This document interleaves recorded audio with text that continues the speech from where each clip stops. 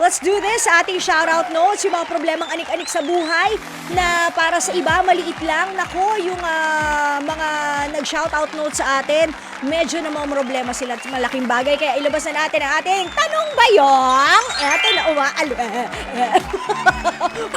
Meron talagang sa electricity to eh. Parang may kuryente. Okay.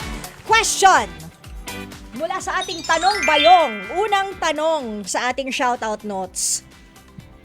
Sabi ni Lyndon, malas po ako sa pag-ibig sa mga babae, Tita El. Wala po akong girlfriend, 5 taon na. Sa ngayon ay may nangliligaw po sa akin na lalaki. Sabi niya, bisexual daw po siya. Sasagutin ko po ba? Lyndon, so malamang first time mong ligawan ng bisexual. Kasi 'di ba? Dati ikaw ang nangliligaw sa girls, no? I assume, 'di ba? Sabi mo malas ka sa mga babae. Paano mo naman nasabi 'yon na malas ka sa mga babae?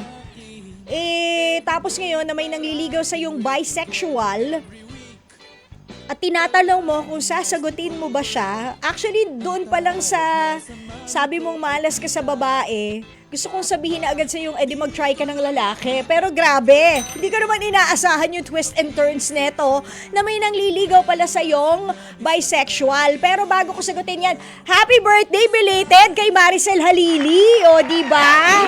Ayan o, belated happy birthday. Belated happy birthday kay Maricel Halili. Love ko yan si Tita Mase! Yan ang professor ko kapag general assignment! Oh my gosh! Lalo na sa Malacanang! Ha? 25! Happy 25th birthday! Maricel Halili! Grabe! Okay. Ayan ha. So yun nga Lyndon, nakaka-lurky lang. Sasabihin ko nga sana sa'yo, mag-try ka ng lalaki, pero joke lang yun. Pero nagulat nga ako sa twist and turns netong shoutout note mo na may nangliligaw sa yung bisexual. Ang tanong ko sa'yo is, handa ka bang itry? Diba? And kung handa kang mag-try, ibig sabihin hindi ka straight. Diba? Baka nga hindi ka straight kaya ganun. Baka kaya lagi kang sawi sa pag-ibig sa mga babae. Kung gusto mo i-try, pero handa ka ba? Kasi diba, iba ang relationship with a girl, iba ang relationship with same sex, iba rin ang relationship with a bisexual. Because when you say you're bisexual, pwede kang girl, pwede kang guy. O baka naman ikaw din ay bisexual, hindi kaya?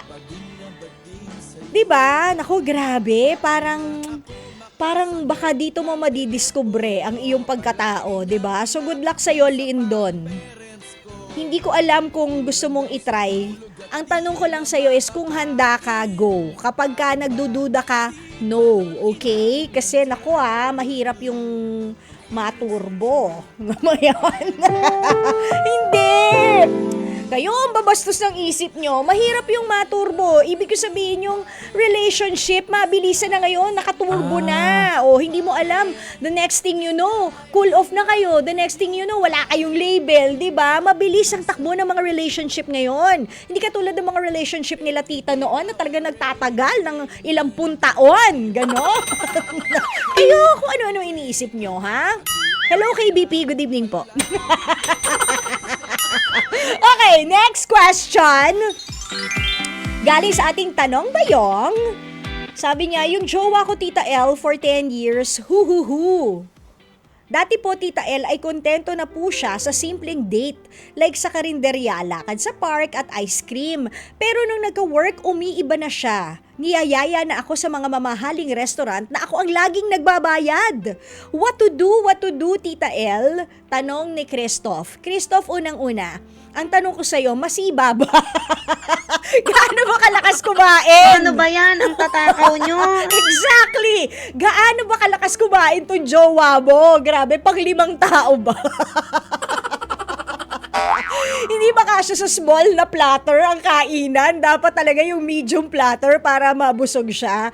Gaano kaya kalakas kumain tong jowa mo? Pero parang siguro kung kung ako tatanungin mo, live within your means. Kung siya na dati ay kontento sa karinderya, lakad-lakad at ice cream, ngayon medyo, siguro nga dahil nagkatrabaho, nagkaroon ng pagkakaiba sa spending habit or spending lifestyle, di ba? Which is, pansinin nyo man, or what do you call this, mapapansin nyo rin yan na magbabago kasi kahit paano nakaka-LL na nga sa buhay. Pero, dapat, Christoph, live within your means. Huwag kang sosobra. Kung hindi mo kaya, sabihin mo sa kanya, naku, hanggang pang fast food lang ang levels ng budget ko ngayon. Baka pwedeng sa susunod na lang bumawi sa mga mamahaling restaurant. Or, kung gusto niyo talaga sa mamahaling restaurant, 10 years naman na kayong together, di maghati kayo. Maghati kayo ng bayad. Hindi ko naman sinasabi na kung anong kinain niya, babayaran niya, at kung anong kinain mo, babayaran. Mag-split kayo ng bill. O, di ba? Fair and fair. Para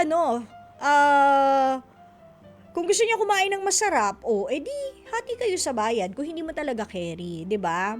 Masarap naman kasi talaga kumain sa karinderya. Di ba? Kumbaga isipin nyo na lang nasa pandemic pa rin tayo, al fresco. Hindi ba, Christoph? Ayan. Sana hindi ganun kalakas kumain yung jowa mo. Next! Galing sa tanong, Bayong, sabi ni Janine, Tita El, what to do? Naku, parang bet ako ng anak ng aking kumare. Kaso, ang bata pa po niya, 19 years po ang agwat namin. Hala? Parang may December love affair ito What if seryosohin niya ako, Tita El? Kaso baka mag-friendship over kami ni kumare. Hahaha, love Janine. Janine, siguro it's really flattering that at your age ay may humahanga sa yung 19 years younger. Yun nga lang, anak siya ni kumare. Hindi ba? Sa puntong ito, mamimili ka talaga. Kung kumare mo o yung anak niya. Sigurado kasi magfe-friendship over kayo nito. Pero ang tanong, kayo ba ni 19 years ang na agwat? Kayo ba ni anak forever? Hindi ba? Pero kung si Jake Bakod po ang tatanungin nyo, dun daw siya sa anak. What? Di ba? Di baling magsalian kayo ng kandila. Oo, ganyan. Pero isipin mo rin Janine. Nasa mid ako. Excuse me, may nakaalala ba sa akin? Excuse me po. Ang hirap pala kapag nakaluno ka ng hangin, Janine, isipin mo, yung solid friendship mo ni kumare at yung magiging relationship mo pa lang with this guy, 19 lang siya, hindi pa fully matured ang pag-iisip niyan. Baka nga infatuation lang yan. He maybe at his age cannot differentiate yung pagkakaiba ng true love sa infatuation, sa obsession, sa crush, 'di ba?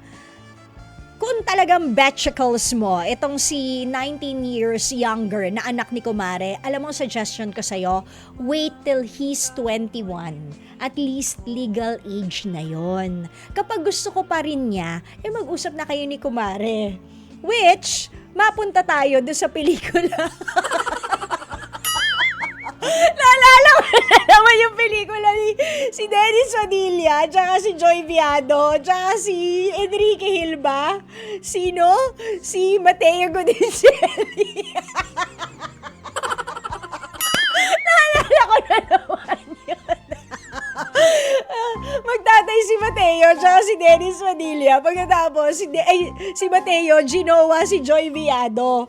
Tapos ang linyahan nila is parang sabi ni Dennis Padilla kay Mateo Godicelli, naka-drugs ka ba? Sabog ka ba? Bakit yun ang ginawa mo? Tapos sabi ni Joy Viado, Itay, huwag mo ako matawag-tawag na Itay. Sabi ganun ni Dennis Padilla, magkaklase tayo ng high school.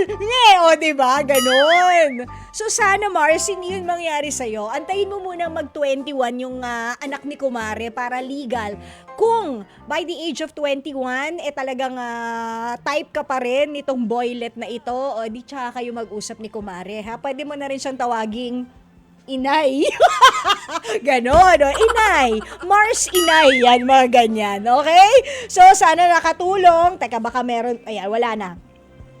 Wala nang laman ang tanong bayong. Ayan. So, para kay Janine, ganoon na rin kay Christoph at kay Lyndon, sana nakatulong. At Lyndon, kahit ano mangyari, huwag kang maglo-loan, ha? Para hindi ka tawaging si Lyndon, loan don, loan dito.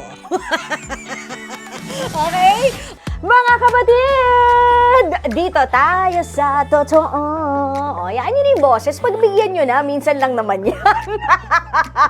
Siyempre, dito tayo sa True FM, hindi ba? Like, share, subscribe, follow ang ating mga social media accounts, ha? At True Network PH. Yun lang ang keyword na hahanapin nyo. TrueNetwork PH. O, like, share, follow, subscribe para bongga talagang levels natin sa FB, sa IG, sa X na dating Twitter, sa YouTube and TikTok, pati na rin sa mga podcast.